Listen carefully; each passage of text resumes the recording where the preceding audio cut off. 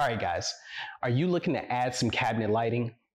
Or maybe you already have cabinet lighting and you're trying to change it completely.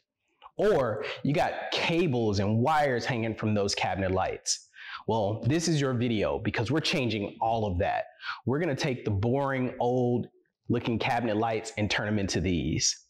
And not only are these lights certified Wi-Fi approved, but these lights work with Alexa and Google Home Assistant.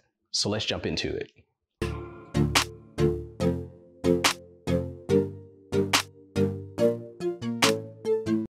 Okay, so this is what my lights look like before. These are custom LED lights that I had installed in the hope of replacing these.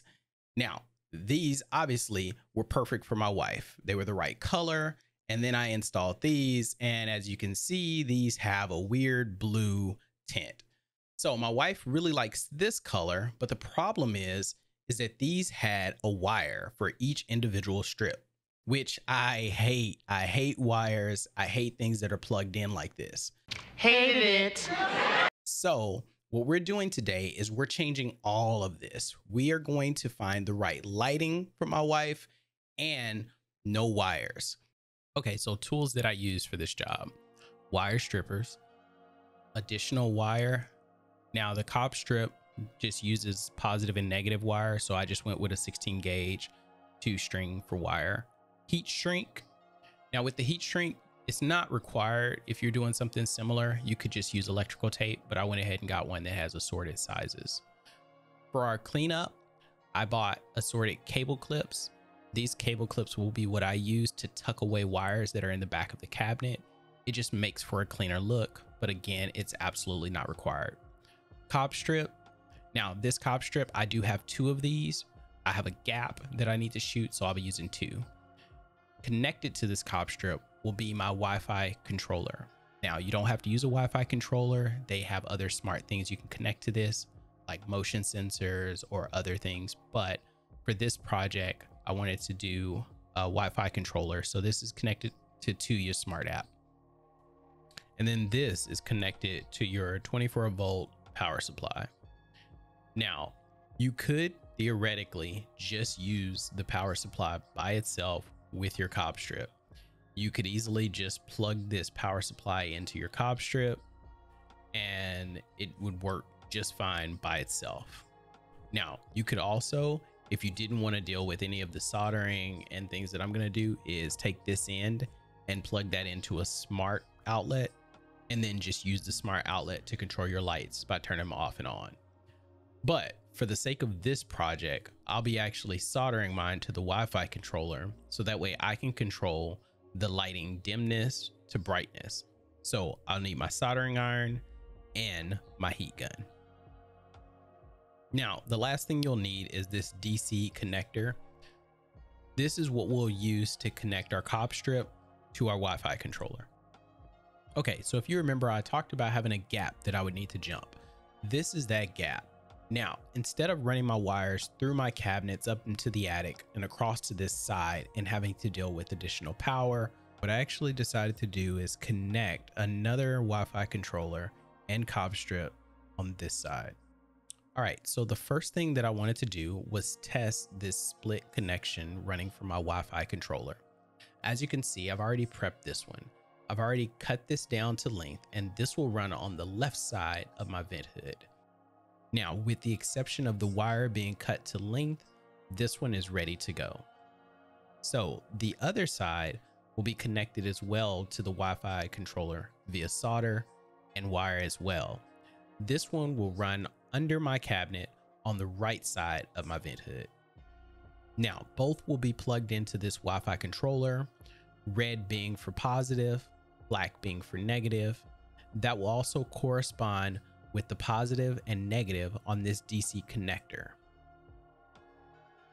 And now that we can plug it in and see that everything turns on, we know that our connection will work in the cabinet. So let's jump back over to the kitchen and get these things on. So just for reference, I already had holes drilled on this left side for the LEDs that I installed prior to this. Plan is to just rip this out and put in the COB strips in replacement. So I already cut my COB strips down to length for each section of my cabinets. The next thing that I want to do is go ahead and get those COB strips attached to the wire that's going to run to the Wi-Fi controller and through the little bitty gaps. I'll do that by using my soldering iron.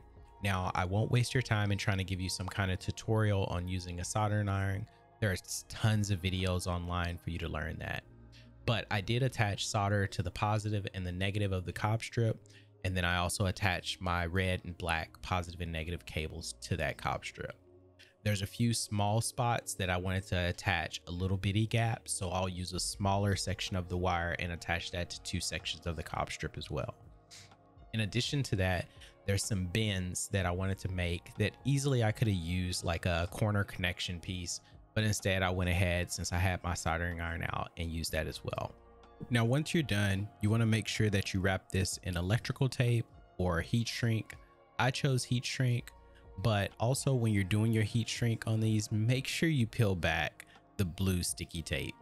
Don't be like me and forget to do it on one of them. Otherwise you end up having to rip it and it just looks unclean. So make sure you peel that back. And now that I have everything prepped and ready to go, let's get it into the cabinets.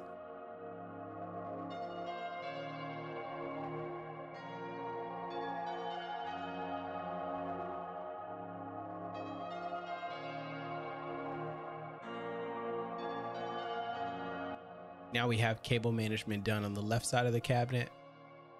Time for the right.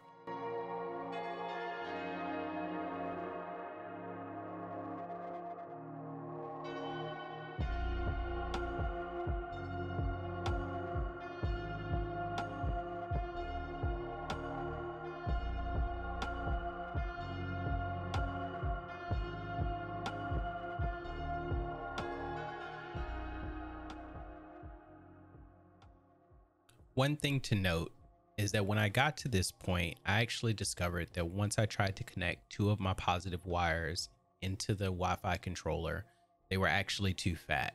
So luckily I have these Wago clips sitting around the house, so I was able to use 2 of those to connect my wires. If you're doing a project like this, then I'd probably recommend that you get some Wago clips. It just makes the process pretty clean. What you end up doing with these is you connect your 2 in positives and your 2 in negatives, and then you connect 1 out positive, 1 out negative. The outs would go into your Wi-Fi controller. And since I didn't actually tell you where to plug those into the Wi-Fi controller, you would plug your positive into the V+ label on your Wi-Fi controller, and you would plug your negative into the CW or W slot.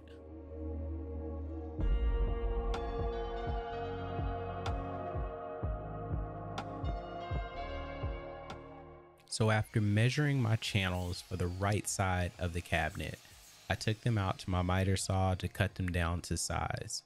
It's the most effective way that I've found to cut a channel down to the right size for the area.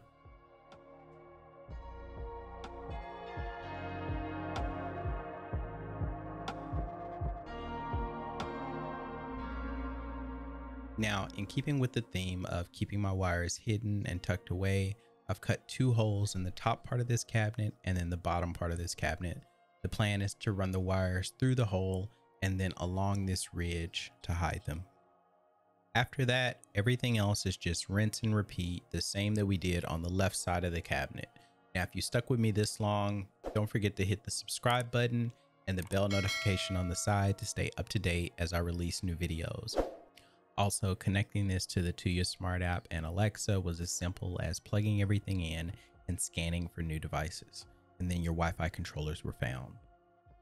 Now, before I head out, let me leave you with a close-up of what everything looks like completed and what the lights look like turned on. But until my next video, deuces.